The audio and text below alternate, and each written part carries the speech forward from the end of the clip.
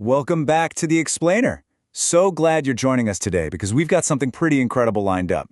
We're diving deep into the literary catalog of Amaka Chika-Mbonu. Now, she's written 8 wildly different books, but the really fascinating part, when you put them all together, they actually form this complete, start-to-finish roadmap for the human experience. It's like a masterclass in modern life, love, and growth. Let's get right into it. Here's a quick look at our roadmap for today's Explainer. We're starting with an overview of the books of Amaka, then moving into finding purpose in pain, preparing for healthy marriages, infidelity and relational warfare, and wrapping up with intimacy, desire, and legacy. It's a super logical flow, right? Going straight from deep personal healing all the way to lasting interpersonal connection. So, Part 1. The Books of Amaka. Now, the way we're approaching her catalog today is a little different. Amaka's work really spans the whole spectrum. You've got faith-based perspectives, deep psychological insights, and all the messy, unfiltered complexities of modern romance. So instead of going through our books in chronological order, we're organizing this explainer thematically. We're breaking these resources down by the actual life stages and struggles they address. That way, you'll know exactly which book speaks to exactly where you are right now. Moving right along to Section 2, Finding Purpose in Pain. I want you to let this question sink in for just a second. What if pain is not your enemy, but your instructor? Honestly, that is a heavy hitter. It's the core premise of Amaka's book. It hurts. Good for you. In our modern culture, we are completely obsessed with comfort, right? We want the absolute fastest way out of any hardship. But this question challenges all of that. It dares us to look at our deepest emotional wounds from a completely flipped vantage point. She breaks this whole concept down by blending psychology, neuroscience, everyday human experience, and Christian faith. It's an amazing mix. She basically reframes things like heartbreak, disappointment, and rejection. Instead of seeing them as fatal flaws, she shows how they are formative forces. But here's the absolute key takeaway. She challenges readers to stop merely surviving their pain and start actively stewarding it. And to be clear, she's not romanticizing suffering here. She fully acknowledges how much it stings. But she exposes pain's hidden agenda, which is actually to deepen you and prepare you for who you are becoming. Consider this really profound truth from the book, Hurt Becomes a Teacher, Wounds Become Windows, and Adversity Becomes an Invitation. Just think about that imagery for a second. It directly answers that nagging question we all have. Can anything meaningful actually emerge after life completely breaks you? And Amaka's answer is a resounding yes. Now, to pair with those clinical and spiritual insights, Amaka also wrote Chronicles of Joy Through Pain. This one is an anthology, so it acts more like a narrative companion. It walks alongside a woman who is navigating that completely unexpected, unsolicited, unwelcome pain we all dread. It's a deeply personal literary journey into the innermost depths of the self. It deals with real despair and temptation, but ultimately, it moves toward redemption, rebirth, and a totally renewed future. All right, Section 3, Preparing for Healthy Marriages. We're shifting gears here to a much more proactive question, and it comes from the book And Boom, Bob's Your Uncle, and For Real, Fanny's Your Aunt. Yes, that is the actual title, and it's brilliant. The question is, how do you prepare for marriage before meeting your spouse? It really forces you to take a hard look in the mirror and ask if you are genuinely relationship ready, or if you're just, waiting around for someone else to show up and do all the heavy lifting. This book is such an invaluable tool because it tackles literally every phase of the relationship timeline.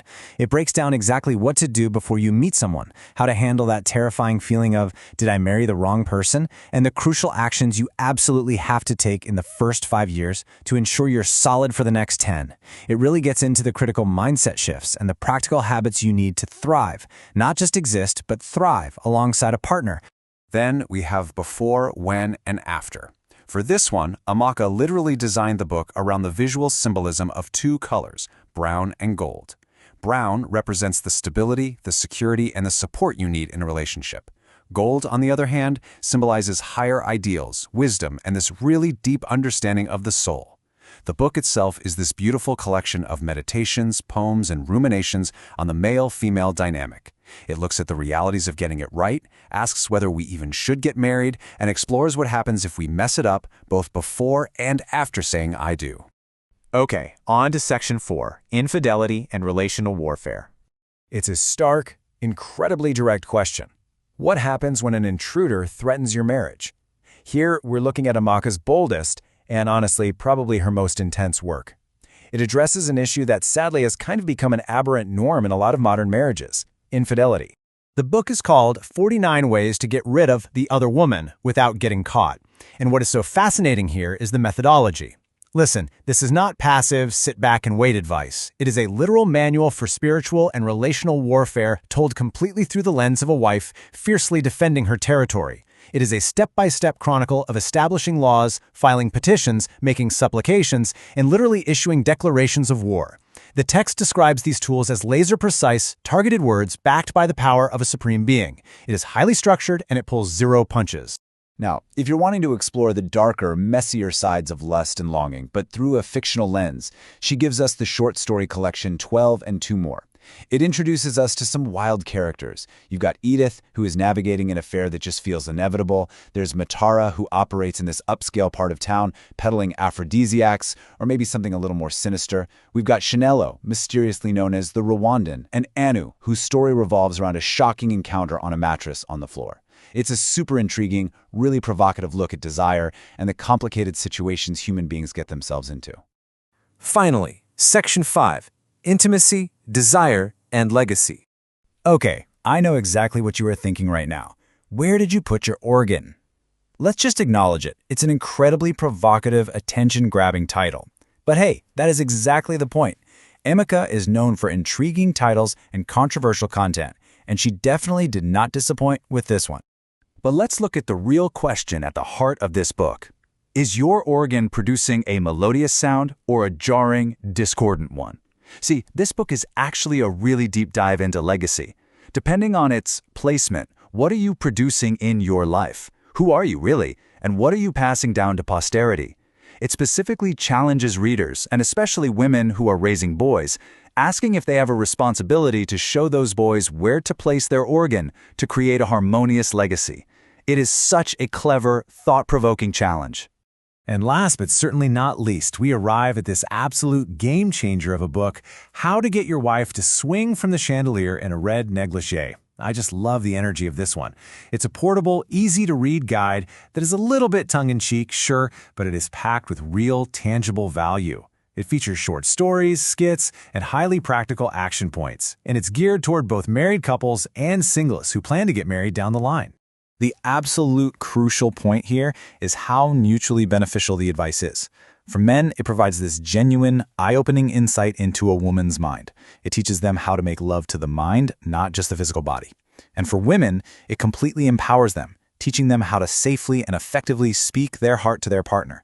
The whole goal is fostering just explosive intimacy through real communication and mutual understanding. Wow, what a journey.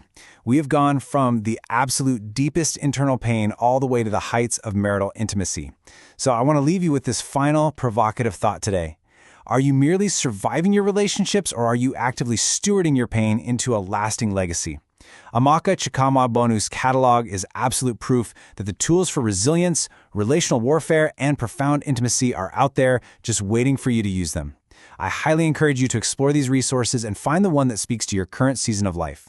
Thanks so much for joining me on The Explainer today, and keep learning.